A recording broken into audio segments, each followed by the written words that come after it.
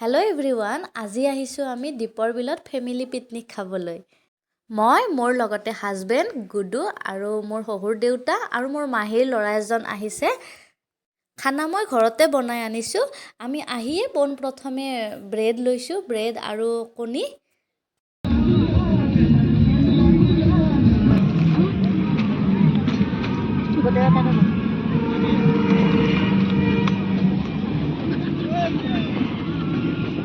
নিমখ আছেতো তাতে নিমখ।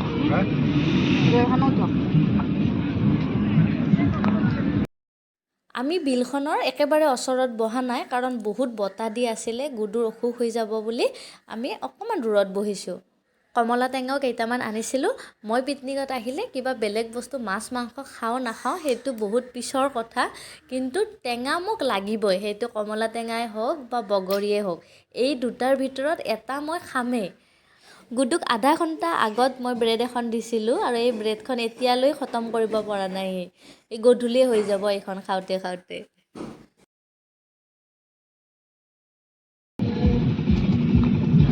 আৰু আইটেম কি আছিল পাৰিবা কিন্তু চাবা।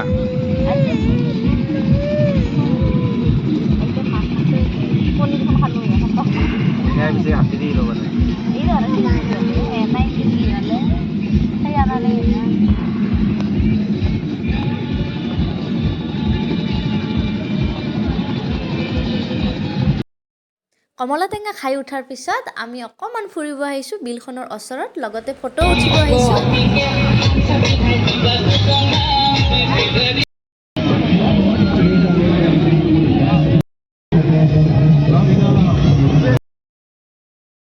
এতিয়া আমি ফুৰি আহি পেলাই খাব বহিছোঁ। আজিৰ দিনটো এনেকৈয়ে পাৰ কৰিলোঁ। চ' বহুত ভাল লাগিল। আজিলৈ বাই বাই।